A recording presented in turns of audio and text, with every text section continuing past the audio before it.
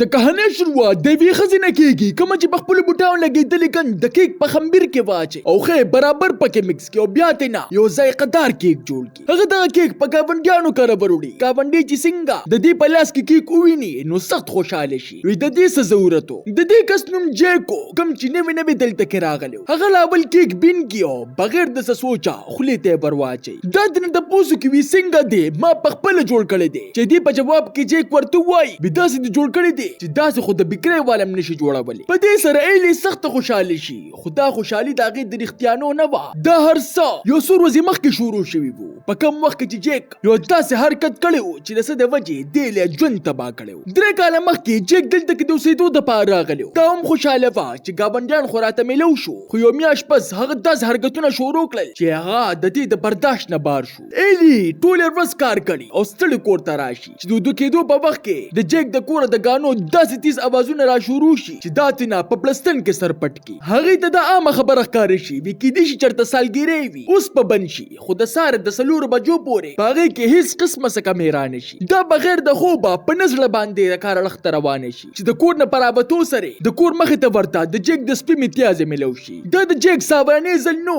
هغه به یو ورځ هم د خپل سپي خیال نه ساته. دا هغه ګن صفا کی او د کار دپاره د بوډاګانو هسپتال ته لاړه شي چې هلته کې دا ټوله ورځ په منډو تړنو کې تېرولو نه پس ستړي ستومانه کور ته راشي چې په کور کې دې لا لامبلې نه وي چې د هغې نه مخکې بیا وازونه را شروع شي. دې هم خوب نه وي کړی او دا بله بېل مازغه خراب کړي چې په غوسه کې د جیک کور ته ورشي او هغه ته د شور د کمولو دپاره ووایي چې هغه ورسره په خوش اخلاقۍ کې واده وکړي. ویده کور ته ورځه اوس یې بندومه. دا ورته د سپي خبره وکړي چې په دې معامله کې هغه ورته معذرت وکړي. دا خو ما ته پته نه وه آینده به خیال کومه. ښه ده چې دې راته وویې. دا په خوشحالۍ سره کټ ته وخیجي خو د ډېر وخت د تېرېدو نه پس هم هغه ګانې بندې نه کړي. د دوش پوره چې د خوب د نه کولو د وجې د هغې په سرد کې درد شروع شي او اخر حالت یې دومره خراب شي چې په چغو شي. وي دا انسان دی او که ځناور نه په خپله خوب کوي او نه ما خوب ته پرېږدي. د ډېرې تنګېدو د وجې هغه په نیمه شپه کې په جیک پسې ور روانې شي او په غوسه کې ورته وروډبوي. وي تا چې ما ته ویلي و چې بندومې دا څنګه بندولو کله به یې بندې چې د بندولو په ځای باندې هغه الټا دې ته په خبرو شي. وي که زه په خپل کور کې ګانې لګوم او که ګډېږم په دې کې د چا هېڅ کار نشته ما په دې پیسې ورکړې دي. دا ورته دې په جواب کې وایي وي بالکل دا ستا کور دی خو لږ ټیم ناټیم خو ګوره کنه. دا هلک دروازې کوي خو هغه په خبرې د پوهېدو والی نه وي. ته زما سمور نه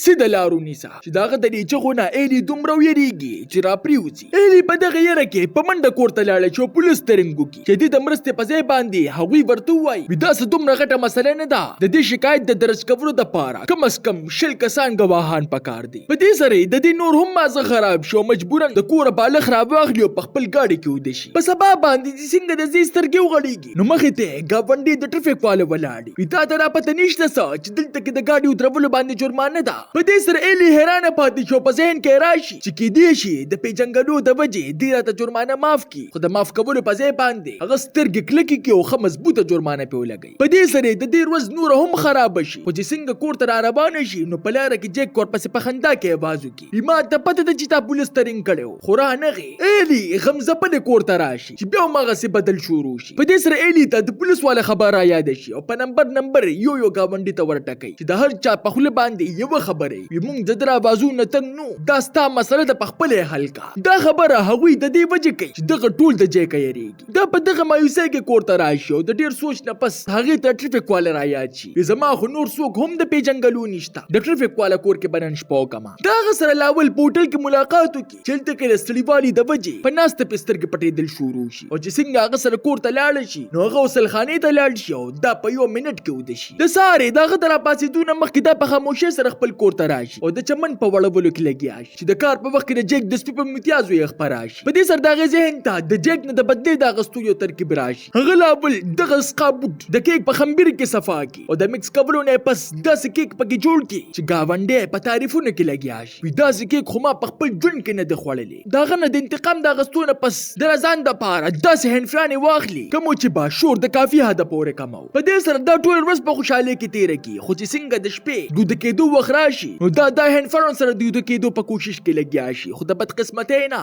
هغه ترنه بار غورځېږي او شور دومره سیوا وي چې دې ټول کور لړقېږي. په دې سره د هغې په مزغو کې داسې درد شي چې دا هغه ته د چل ښودو فیصله وکړي. دې ته رایاد شي ما سره خو د ده د کور چابي هم شته، دا چابي دی له هغه کریګرو ورکړې به کوم چې بله جیک نه مخکې په دغې کور کې اوسېدل. په دغې ورځ باندې د کار نه پاتې شي او د جیک په انتظار شي چې هغه په وتو سره دا چابي راواخلي او په تادې سره دغه په کور کې ورداخله شي. هلته کې دا ټول نه مخکې په چاړه باندې هغه پیټۍ وشلي د څه د وجې چې د دې ژوند په لړزان شوي او بیا په کمپیوټر کې ورله شربت واړی او د کار د مکمل کوو نه پس په سکون سره کور ته راشي او په دې سوچ روټۍ خوري چې نن نه شور شته نه ګانې ښه په سور کې به ورته خوب کومه. خو چې څنګه د شپې وخت راشي نو جیک د دې د ور په ډبولو کې لګیا شي، ولې چې د هغه پوره یقین و چې زما سیسټم هم دې خراب کړی دی. هغه دې ته په چغو کې وایي ما ته دا هم پته ده چې زما د کور چابي تا سره ده، په یو په عزت کې چابي ما ته وروله ګینې خیر دې نشته. دا ورته په یره کې وایي وستا چابي ما سره څه کوي، تا چابي ما سره نشته، چې په دې سره هغه ورله دکې ورکول شروع کړي. درې د وجې ایلي ورله مجبورن چابي ورکړي، خو هغه د تلو واله نه هغه ورله د کور مخې ته کیني وي ته به روزي او که نه زما تا سره حساب کتاب پاتې دی. دا خبره هغه سخت ویری، خو بیا هم په دې خبره باندې ځان له زړه ښه کړي چې کم از کم شور خو به راته نه که نه او اوده شي. د سارې په راپاڅېدو سره دا له ټول نه مخکې د کار ځای ته رنګ وکړي نن به زه په چوټۍ یم. دا چې څنګه ځان له چوټۍ واخلي په دې وخت کې کړکۍ ته یې پام شي چې جیک لګیا وي او د ټکه غټې سپیکرې راکوزوي. د دې په لیدو سره د دې رنګ زړ شي دا خو به ما لیونی کړي. د مازدیګر په وخت کې د دې پیشو واپس کور ته رانشي چې څه د وجې دا ورپسې په ګرځېدو شي چې په دې وخت کې دې ته یوه چټۍ میلو شي په کوم کې چې لیکلي شوي وي ستا پیشو ما سره ده، ما دا سیسټم په 15 لکه روپۍ واغسته، دا پیسې به ته ماله راکې ګینې پیشو دې نشته. د دې په کتو سره دا دومره ویریږي چې خپل کور ته ټریفیک والا ملګري راوغواړي چې په راتلو سره هغه دې ته وایي وي هسې یارېږي تا ته دلته کې څوک څه وایي چې په دې وخت کې داسې بازونه را شروع شي چې ټریفیک والا مازغه خراب کړي. ورپسې ور روان شي او ایلي د ودرولو په کوششونه کې لګیا شي خو هغه ونه درېږي او چې دا ورپسې ورځي نو هغه جیک راچولي دا ورله خپلې ټولې پیسې ورکړي او د دې په بدل کې تېنه د ټریفیک والا خلاص کړي او بیا تېنه د خپلې پیشو په باره کې تپوس وکړي. هغه دې څه کړه چې جیک د هغې د پټولو نه منکر شي ما خو پیشو د سر لیدلې هم نه ده. دا خبره د هغې صبر تمام کړي او په غوسه کې ورته وایي وي که چېرې ما تا سره ولیده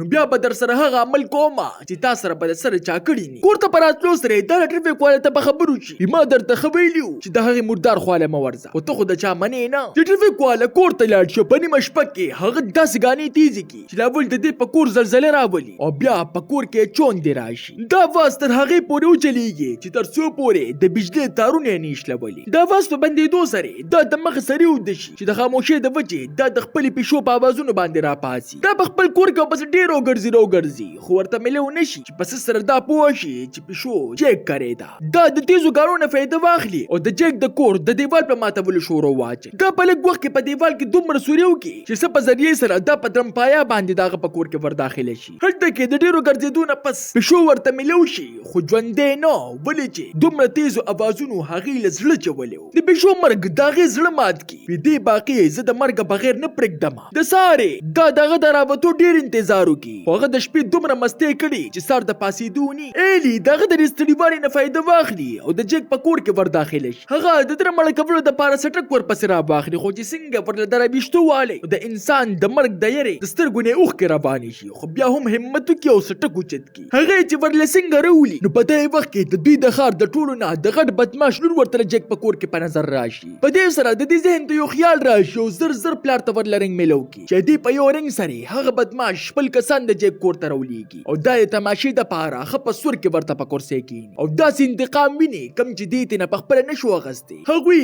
جیک له ښه مضبوط مالش وکړي او بیا یې د کوره هم وباسي چې دې هر څه په لیدو سره د ایلي په ذهن کې صرف یوه خبره تاویږي وي دا هر څه دې ظالم ځان سره په خپله وکړل. تاسو ته دا نانۍ کهاني څنګه ولګېده ما ته خپله قیمتي رایې په کمنټ کې ضرور راکړئ. ملاویږو به په یو نوي ویډیو سره ما له راکړئ اجازت. بای بای.